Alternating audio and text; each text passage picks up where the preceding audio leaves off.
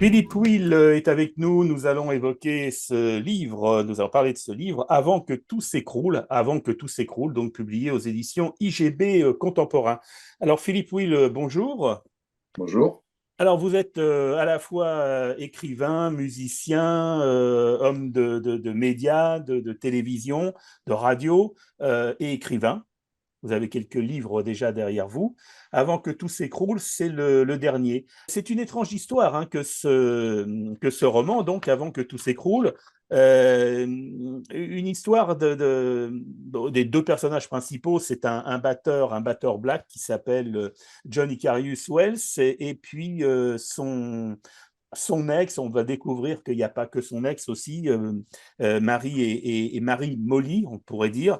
Et donc, il lutte pour se sortir un peu de cette histoire d'amour avec Marie. Il est musicien, il est batteur. Et puis un jour, dans un concert, eh bien, derrière sa batterie, qu'est-ce qu'il voit devant lui? Une fille qui se trémousse, qui danse avec un t-shirt Mickey, des bottes de cow-boy. Et stupéfaction, c'est son ex, c'est le sosie vraiment de son ex. Et il va même en faire des fausses notes, hein, peut se faire attraper par les copains musiciens. Et c'est comme ça que commence cette histoire. Au début, je voulais écrire une histoire d'amour. Donc, quand on est. Alors, pourquoi écrire une histoire d'amour? Je ne sais pas, j'imagine que c'est une espèce de petite vanité d'écrivain qui se dit tous les bons écrivains ont écrit des histoires d'amour. Donc, il y a probablement une petite voix dans votre tête qui vous dit si tu veux devenir un bon écrivain, il faut te lever le mafre sur les histoires d'amour. Enfin, bon.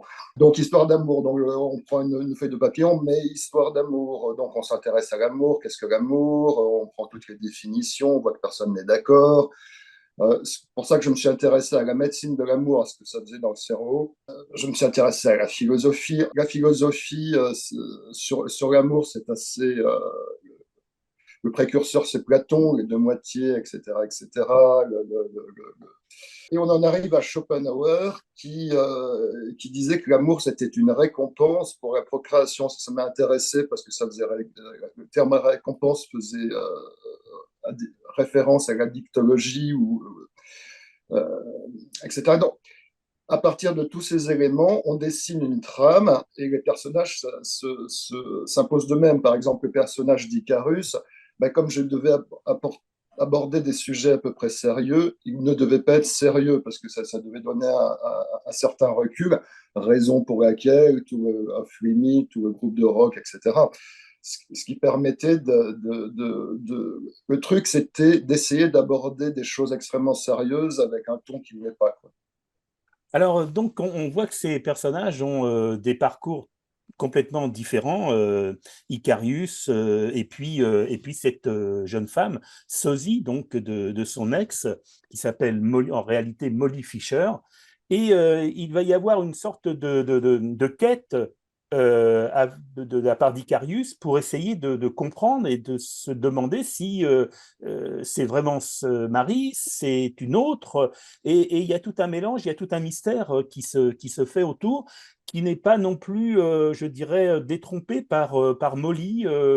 On ne sent pas trop où elle veut en venir dans cette histoire. Je crois qu'elle ne se rend pas trop compte au départ. Elle tombe amoureuse de ce garçon et c'est plus fort qu'elle. C'était aussi un des trucs qui m'intéressait dans l'histoire d'amour, c'est cette espèce de sentiment qui dépasse, qui est incompressible, quoi, qui dépasse complètement l'entendement. Donc Moggy, effectivement, elle ne sait pas ce qui lui arrive. Elle tombe amoureuse d'Icarus, mais elle ne comprend pas pourquoi. Et en fait, il y a une raison, évidemment. Évidemment, il y a une raison qu'on découvre dans le livre, bien sûr. Alors, on va déjà situer un peu le décor. On est sur la côte ouest des États-Unis. J'allais dire, c'est pas vraiment un hasard parce que c'est tout un monde un peu interlope qui se rencontre, qui se confronte aussi. Donc, tous ces gens se retrouvent sur cette côte ouest où, j'allais dire, tout est possible, tout est permis. C'est le rêve américain, c'est la Californie, etc. Alors, il fallait que je trouve un endroit qui se situe à côté de la Silicon Valley, quoi, parce que la Silicon Valley, enfin, sur tout l'aspect travail dans le cerveau, c'est vraiment, ils sont à la pointe.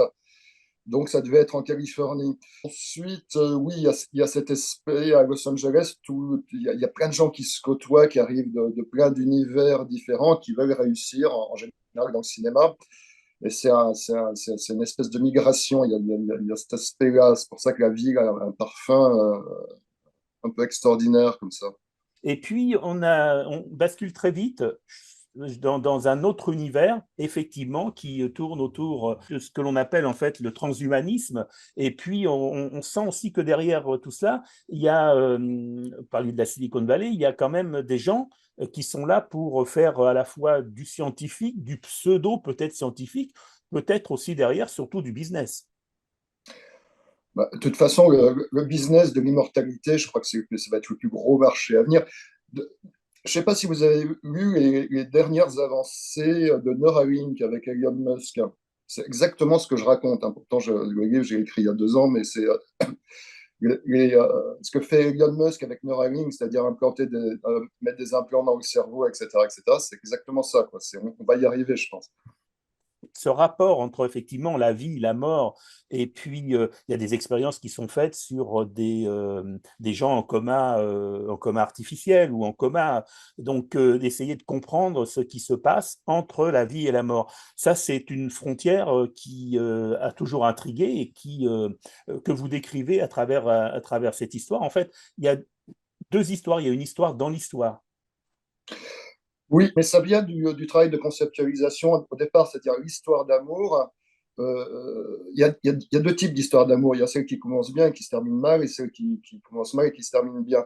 Alors, dans celle qui se termine mal, les gens sont en général séparés par la mort, hein. Roméo et Juliette, Bonnie and Clyde, Antoine et Cléopâtre, enfin, je vous les fais pas tous. Donc, il y a cette espèce de couple de force entre amour et mort. On ne sait pas pourquoi. Et donc, bah, quand on essaye de mettre ça au XXIe siècle, on arrive sur ce genre de concept, évidemment. Mais l'immortalité, on va dire à quel prix et dans quelles conditions? Oui, ce qui est gênant dans cette histoire de transhumanisme, finalement, c'est que si on dit que le premier immortel est déjà né, hein, que les enfants d'aujourd'hui pouvaient avoir 200 ans d'espérance de vie, et dans 200 ans, les découvertes seront telles qu'on pourra numériser le cerveau, etc., etc. Mais la question que ça pose, c'est finalement, pour moi, c'est la prise de contrôle d'une génération sur toute l'histoire humaine. C'est-à-dire que, par exemple, si on devenait immortel aujourd'hui, l'artiste immortel serait, je ne sais pas, je veux dire, Lady Gaga, ou je ne sais pas, le top artiste aujourd'hui, Beyoncé, etc. Il y a 50 ans, ça aurait été les Beatles. J'aurais préféré les Beatles, vous voyez. Non, non, mais c'est. Euh, si on devait sauver aujourd'hui un écrivain, ça serait Houellebecq, parce que c'est le top écrivain en France. Mais est-ce qu'il vaut Balzac ou Zola? Il y a quand même dans cette histoire un beau catalogue de manies paranoïaques, hein. Ben, la paranoïa, c'était le thème d'un autre de mes livres, donc je me suis vraiment intéressé à ce truc. C'était un bouquin qui racontait que 80% des gens étaient paranoïaques, donc c'était ça qui menait le monde, enfin les codes paranoïaques. Oui, évidemment, je m'inspire de ce que je connais, quoi. Qu'est-ce qu'on peut dire d'Icarius? Et est-ce qu'il est paumé dans cette histoire? Bah, c'est pour ça que j'ai voulu que ça soit un Rasta, parce qu'il devait avoir du recul par rapport, il devait prendre tout de manière très cool, quoi. Et ce qui n'aurait pas été le cas de quelqu'un qui n'aurait pas été avec une mentalité un peu de Rasta, quoi, qui serait beaucoup plus inquiété, à mon avis, de l'évolution de la situation. Et Molly, c'est quand même un personnage curieux. Bah, c'est un personnage curieux, pour une raison que je ne peux pas dire sans spoiler le truc. Sans spoiler le truc, oui. Oui, elle ne se rend pas compte du tout de ce qui lui arrive. Elle ne se rend pas compte du tout de ce qui lui arrive. Elle est prise par l'amour, et c'est plus fort qu'elle, quoi. Elle lâche tout, mari, enfant, etc., pour vivre cette histoire qui lui semble complètement improbable, et qui le sera d'ailleurs. Et sans spoiler non plus, bien évidemment, Marie, parce que Marie est sans doute je dirais presque le personnage le plus important de ce roman. Ah bah oui, c'est elle qui va par la manière dont il va gérer son existence, celle qui va déclencher tout le truc, quoi. Oui, et C'est-à-dire tout le sac de nœuds dans lequel je vais plonger mes personnages, c'est de sa faute. Pour que l'histoire fonctionne, il fallait que les personnages aient chacun un passé qu'ils entendent caché. Et c'est ça, c'est en fait le fait de ne pas assumer son passé qui va les empêcher d'avoir un avenir. Et là, on rejoint le transhumanisme aussi, l'immortalité. Cette manière de dissimuler son passé, qu'on a un passé inavouable et qu'on entame une relation, on n'est pas forcé de tout de suite d'être honnête, etc. Et moins on l'est, moins on a tendance à l'être plus tard. Donc, et c'est ce manque d'honnêteté finalement qui va être puni et qui va l'amener à faire à faire de son existence une espèce d'expérience, quoi.